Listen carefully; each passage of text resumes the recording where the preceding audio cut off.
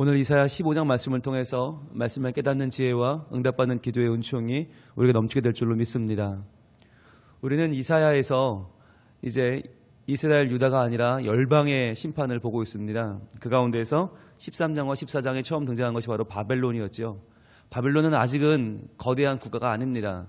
그러나 그 국가가 점점 커져서 하나님을 대적하는 국가가 되기 때문에 바벨론을 먼저 봤다 그랬습니다. 그리고 어제 14장 후반부에서는 그 당시에 전 세계를 경영하고 있는 아수르가 등장을 합니다.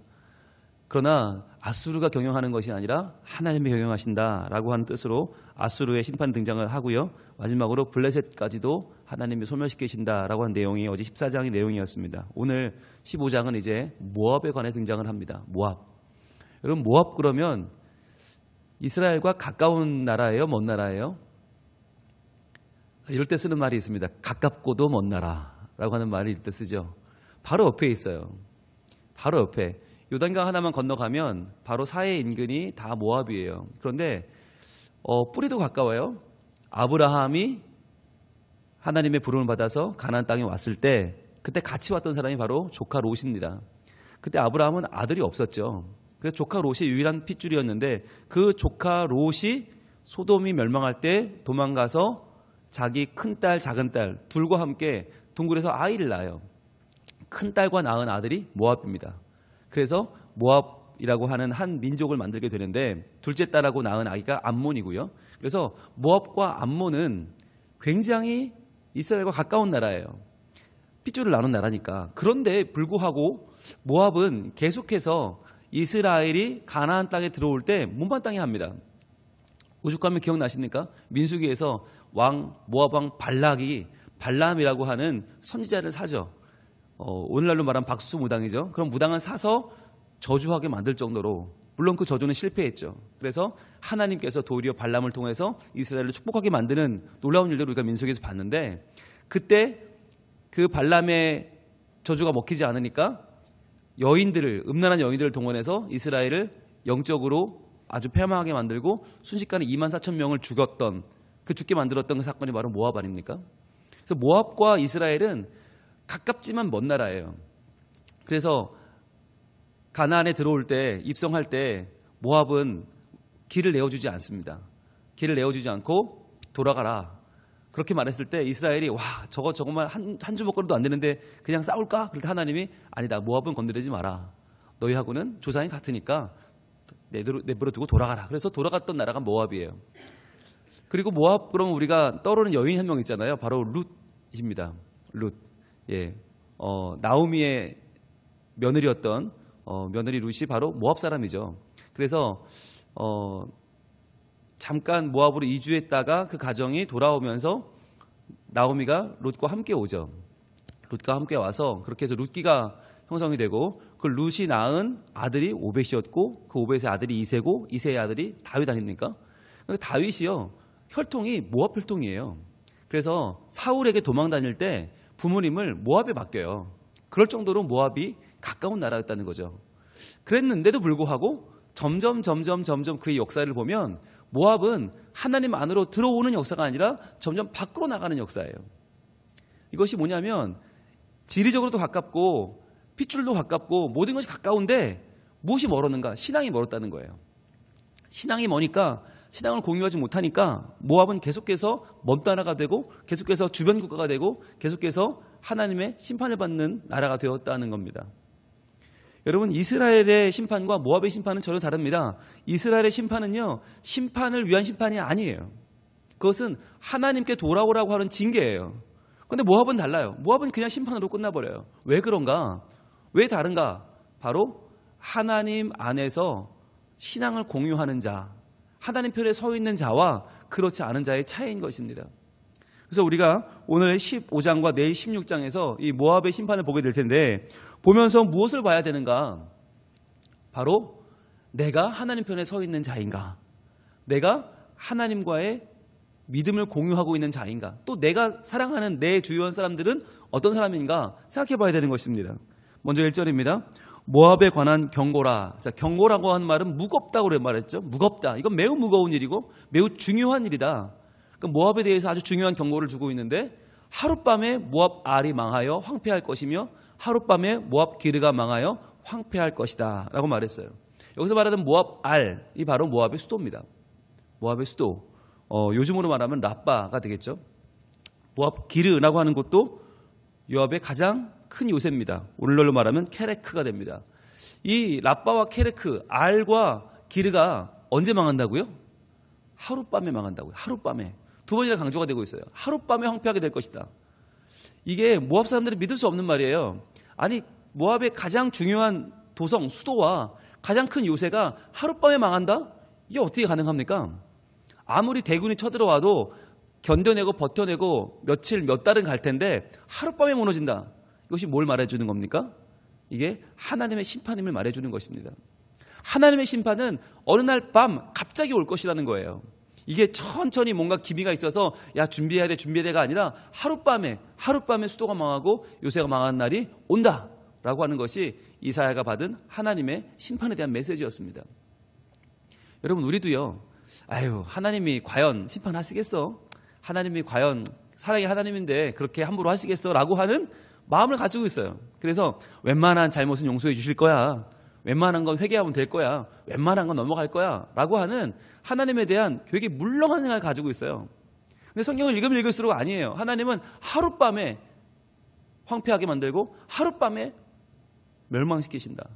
그래서 우리가 하나님을 알면 알수록 하나님을 두려워해야 되는 것이고 하나님을 경외해야 되는 것이고 하나님을 바르게 섬길 수밖에 없는 것입니다. 그래서 하나님 앞에 자신할 수 있는 사람은 아무도 없다는 거예요. 이렇게 이어집니다. 2절, 그들은 바잇과 디본 산당에 올라가서 울며 모압은 느보와 메드벨을 위하여 통곡하는도다. 그들이 각각 머리카락을 밀고 각각 수염을 깎았으며, 이렇게 말해요. 바잇과 디본은 종교의 중심지입니다. 아까 1절에 나왔던 이 알과 기르가 정치적인 중심지라고 한다면, 군사적인 중심지라고 한다면 바잇과 디본은 종교적인 중심지예요. 모압의 신이 누구죠? 그모스라고 하는 신이 있습니다. 모압의 신 그모스. 솔로몬이 말년에 외국의 여자들, 왕비들을 데려와서 자기 왕비 삼을 때, 그럴 때 그모스의 신상을 예루살렘 신전 바로 앞에 만들었죠. 그때 모압의 공주를 데려왔을 때였죠. 이렇게 바잇과 디본에는 그모스의 신전이 있습니다.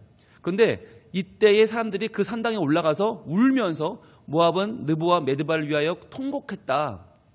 그들이 머리카락을 밀고 수염을 깎았다라고 하는 것이 그 당시에 중동의 애도하는 관습입니다. 그래서 이 사람들이 지금 너무 황당해서 너무 막 말도 안 되는 이 멸망에 사람들이 통곡하면서 수염을 깎았다는 거예요.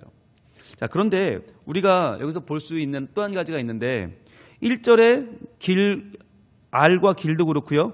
2절에 바잇, 디본, 느보, 메드바, 그리고 4절에 가면 헤스본, 엘르알레, 야하스, 5절에 소알, 에글랏, 슬라시아, 루힛, 호로나임, 6절에 니므림, 그리고 8절에 에글라임, 브엘라임, 9절에 디몬까지 계속해서 뭐가 나오는가? 모압의 지명이 나와요.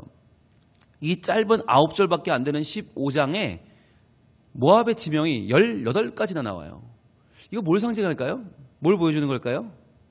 첫 번째는 이 심판이 얼마나 넓게, 얼마나 표면적으로, 얼마나 전방위적으로 일어나는가를 보여주는 거죠. 이 심판은 잠깐 어느 한 곳만 이렇게 벌어지고 마는 게 아니라 전체가 다 이루어진다.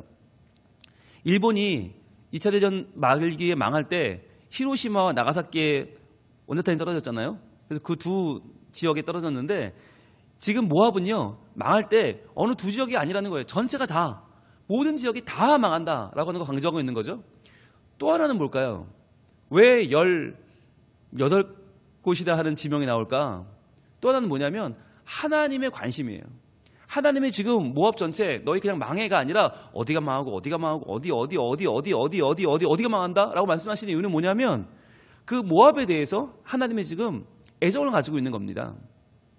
하나님이 그 모압에 대해서 아직도 그냥 한 번에 휙 던지시는 게 아니라 하나하나에 대한 하나님의 사랑을 가지고 있는 것을 표현해주고 있는 것이다.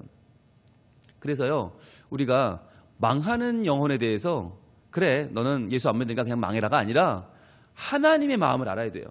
하나님의 마음이 그 영혼을 얼마나 사랑하고 계시는지, 얼마나 그 영혼이 돌아오기를 원하시는지를 알아줘야 되는 거예요. 그래서 저는 오늘 15장을 계속 읽으면 묵상하다가 야, 하나님이 참 자상하시구나라는 걸 느꼈어요. 심판에 대한 예언임에도 불구하고 한 곳, 한 곳, 한 지역, 한 지역을 빠짐없이 다 말씀하고 계세요. 모압이 그렇게 큰 나라가 아니거든요. 크지 않은 모압의 18군데를 언급하시면서 하나를 다 말씀하시는 이유가 뭐냐? 바로 그들이 돌아오기를 원하시는 하나님의 마음이 담겨 있는 것입니다. 자, 그렇게 해서 오늘 말씀에 3절 이렇게 이어집니다. 거리에서는 굵은 배로 몸을 동였으며 지붕과 넓은 곳에서는 각기 애통하며 심히 울며. 이것이 이 당시에 애도하는 관습이죠. 배로 몸을 동이고 지붕과 넓은 곳에 가서 애통하며 심히 울면서 우리나라가 망하게 되었다라고 하는 거죠. 그러면서 4절에는 헤스본과 엘르알레는 부르짖으며 그들의 소리는 야하스까지 들리니, 헤스본과 엘르알레는 모압의 가장 북쪽 지방입니다. 국경지대 가장 북쪽이고요. 그 밑에가 중부가 야하스입니다. 야하스. 그런데 거기까지 그들의 소리가 들리니 모압의 군사들이 크게 부르짖으며 그들의 혼이 속에서 떠는도다. 혼이 떨릴 정도로 그들이 두려움에 빠진다는 거죠. 그런데 5절을 보면 이런 표현이 나와요. 내 마음이 모압을 위하여 부르짖는도다. 여러분, 모압이 지금 이 예언을 하고 있는 이사야의 모국입니까? 적국입니까? 적국입니다. 그렇다면 적국이 망하면 이사야가 어떤 마음이 들어야 됩니까? 아, 기쁘다. 아, 통쾌하다. 이런 마음이 들어야 되거든요. 근데 그게 아니라 이사야의 마음도 그 모압을 위하여 지금 부르짖고 있다. 모압을 위해서 지금 같은 마음이 되는 거죠. 너무너무 지금 아픈 마음을 가지고 부르짖고 있는 거예요. 이게 무슨 말이죠? 하나님의 심판이 너무 크니까, 너무 엄청나니까 이 심판을 보고 있는 이 선지자도 웬만하면 아, 좋다, 아, 신난다 이럴 텐데 너무 끔찍하니까 자기 마음도 모압 사람들에게 같은 마음이 되어버린다는 거예요. 동화가 돼서 아이고 어떡하지 이런 마음이 든다는 거예요. 이게 뭘 말해줍니까? 여러분, 심판 날에는요, 나와 너가 없는 거예요. 아군도 적군도 없어요. 이날은 전부가 다 정말 아픔 가운데 놓이게 된다는 거예요. 그래서 그 날이 오지 않기를, 또는 그 날이 왔을 때 준비되어 있기를 다시 한번 강조하는 것입니다. 그때 피난민들이 수알과 에글랏 엘리실리시아까지 이르며 울며 루잇 비탈길로 올라가며 호르나임 길에서 패망을 울부짖으니, 여긴 다 어디냐? 남쪽 지방이에요. 그래서 모압의 북쪽 지방, 중부 지방, 남쪽 지방까지 다 이 패망이 올 것이다. 자, 그런데 이 패망이 그렇다면 적군의 실력이 아니고 적군의 전략이 아니고 하나님의 심판이면 어떻게 할 수 있는가? 6절입니다. 리무림 물이 마르고 풀이 시들었으며 연한 풀이 말라 청청한 것이 없음이로다. 그날에 물이 마를 것이다. 여러분, 모압은요, 물이 절대로 마르지 않는 나라입니다. 마를 수가 없습니다. 왜냐하면 모압은 요단강가에 있고요, 사해를 끼고 있고요, 또 바로 옆이 아르논강이에요. 아르논강이 아주 유명한 강, 우리가 지도를 배울 때 공부했는데 아르논강은 마를 수가 없거든요. 요단강이 마르지 않는 한, 사해가 있는 한 아르논강은 마를 수 없어요. 그런데 그 아르논강에 있는 리무린 물이 마른다는 거예요. 풀이 시들고 연한 풀이 말라 청청한 것이 없다. 이것이 바로 그날에 물이 마른다고 하는 사실이 뭐냐? 하나님의 은혜가 마를 것이다. 하나님이 그것을 행할 것이다 라고 하는 뜻입니다. 어떠한 사람의 노력이나 어떤 사람의 지략이 아니라 하나님께서 그 나라를 망하게 하신다는 뜻입니다. 여러분, 우리가 이러한 심판의 내용들을 읽을 때 참 마음이 아파요. 또 마음이 한편으로는 아, 왜 이런 말씀을 주시지 아침부터? 라고 하는 불편한 마음이 있어요. 그러나 그럼에도 불구하고 이 말씀이 우리에게 주어진 이유는 무엇이겠습니까? 돌아보라는 것이에요. 과연 나는 어떤가? 나는 이 모압의 마음이 아닌가? 과연 이 마지막 날에 피할 수 없는 심판의 순간에 내가 가슴을 치면서 우는 그런 날은 오지 않겠는가? 그렇다면 하나 알고 넘어갈 게 있죠. 왜 모압이 심판을 받는가를 알아야 되겠죠. 왜 심판을 받는가? 물론 이스라엘 백성을 계속 괴롭히기도 했죠. 쳐들어오기도 했죠. 그리고 그들과의 국경의 분쟁을 겪기도 했죠. 그러나 근본적인 문제가 뭐냐? 그걸 우리 알기 위해서는 창세기로 가야 될 필요가 있습니다. 창세기 한번 가봅니다. 제일 앞에 창세기 13장 9절. 창세기 13장 9절로 갑니다. 자, 이때가 언제냐면 바로 아브라함이 롯과 가나안 땅에 들어와 점점 세력이 커질 때예요. 그래서 서로가 목자들이 많아지고 양들이 많아지면서 점점 재산이 많아졌습니다.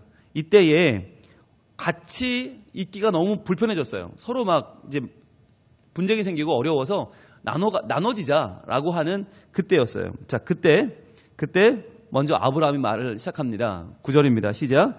내 앞에 온 땅이 있지 아니하냐. 나를 떠나가라. 내가 좌하면 나는 우하고 내가 우하면 나는 좌하리라. 이 얘기를 누구한테 한 겁니까? 롯에게 한 겁니다. 아브라함은 지금 롯에게는요, 아버지 이상의 은인입니다.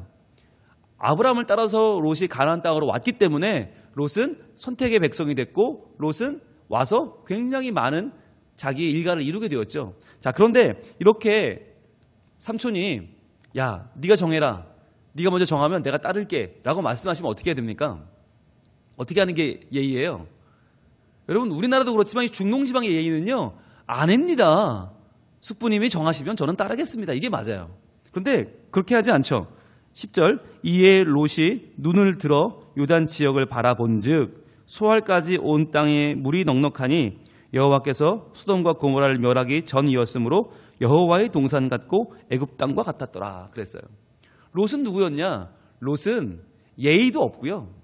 뭐 존경도 없고요. 뭐만 있었나? 눈만 발달한 사람이었어요. 눈을 들어 본즉, 바라본즉. 여러분, 눈이 뭘 잡아내죠? 탐욕이죠. 탐욕을 바라보니까 온 땅에 소알까지 물이 넉넉해요. 보니까 야, 여호와의 동산 같고 애굽 땅과도 같았다.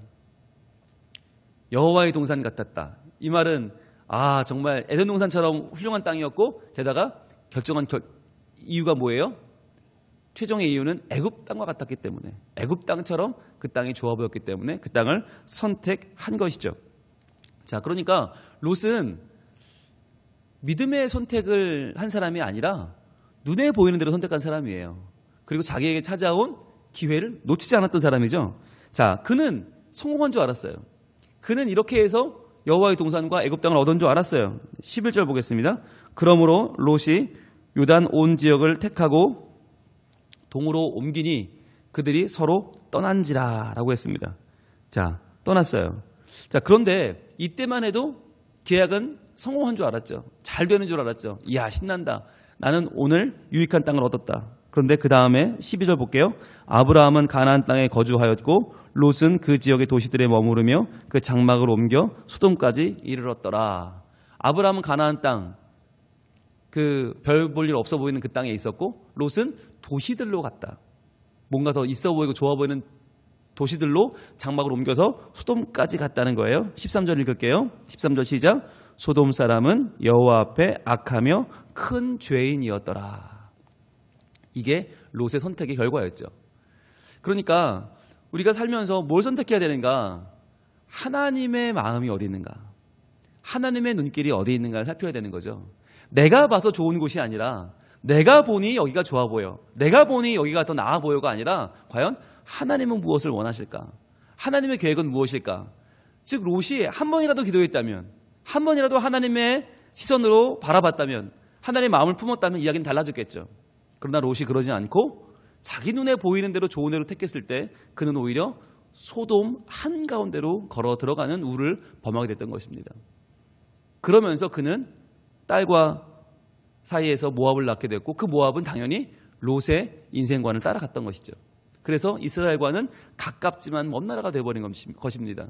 신앙이 공유되지 않고 신앙이 동화되지 않는 먼 나라가 되어버렸다라고 하는 것이죠. 우리도 오랫동안 신앙생활을 해오고 있습니다. 중요한 건 오늘의 선택입니다. 아브라함과 롯은 함께 있었습니다. 오래 있었습니다. 닮아도 많이 닮을만 했습니다. 그러나 롯은 달라지지 않았죠. 중요한 선택의 순간에 그는 자기 눈에 보기에 좋은 대로 선택하고 맙니다. 그랬다가 그의 후손들이 하나님에게서 멀어지는 결과를 낳았습니다. 그것처럼 우리도 결정적인 순간에 멀쩡해 보이다가 잘하다가 결정적인 순간에 하나님을 내려놓고 내 욕심을 따를 때가 있지는 않은가 하는 것입니다. 그때에 다시 한번 하나님의 마음을 알고 하나님의 마음을 내 마음에 담고 그 마음이 하나가 되어 그 마음으로 살아가는 사람, 그 사람이 믿음의 사람이고요. 지금 당장은 가나안 땅을 선택한 것 같지만 나중에는 더 잘 되고, 하나님을 거역하면 지금은 소돔을 얻은 것 같지만 소돔의 죄악에 휘말리게 되고, 그리고는 평생을 그 후손도 하나님과 멀어지는 신세가 되어버리더라는 것이죠. 그래서 바로 아기 예수님이 탄생을 기다리는 이 대림절에 다시 한번 우리의 마음을 빛나게 하시는 하나님의 말씀으로 우리의 마음을 비춰보기를 원합니다. 그래서 과연 나는 모압처럼 살 것인가? 아니면 아브라함의 후예로 살 것인가? 믿음의 사람으로 살 것인가? 결정하는 이 시간이 되어서 오늘 하루도 하나님을 선택하는, 말씀을 선택하는, 믿음을 선택하는 복된 하루가 될 수 있기를 축복합니다. 기도하겠습니다. 하나님, 우리는 늘 연약하여서 눈에 보이는 대로 택하고 마음에 끌리는 대로 평가하고 우리의 얄팍한 욕심이 이끄는 대로 걸어갑니다. 주님, 그러나 하나님은 우리에게 말씀하고 계시고 그 말씀이 우리에게 바른 길을 항상 보여주시며 그 길을 걸어갈 믿음과 담대함을 허락하여 주시는 줄로 믿습니다. 오늘도 수많은 선택을 해야 되는데 그럴 때마다 하나님의 마음을 읽게 하시고 하나님의 마음을 붙잡게 하시고 저희들 내 마음대로 흔들리지 않게 하시고 이 세상을 내 욕심대로 살지 말게 하시며 하나님의 뜻을 알아 하나님의 마음으로 살아 하나님을 기쁘시게 하는 주의 백성으로 서게 하여 주시옵소서. 아기 예수님 탄생을 기다리는 대림절입니다. 주여, 아기 예수님 우리에게 오시는 귀한 날을 기다리며 저희들 겸손하게 하시고 하나님께 기도로 나아가게 하시고 주여, 우리의 못난 모습, 악한 모습을 돌아보며 내려놓고 회개하는 복된 하루가 되게 하여 주시옵소서. 모압처럼 하나님을 떠나 하나님의 백성과 대적하는 인생이 되지 않게 하시고 하나님을 따라 하나님 말씀에 순종하며 하나님을 높이는 거룩한 주의 백성으로 서게 하여 주시옵소서. 예수님 이름으로 기도합니다. 아멘.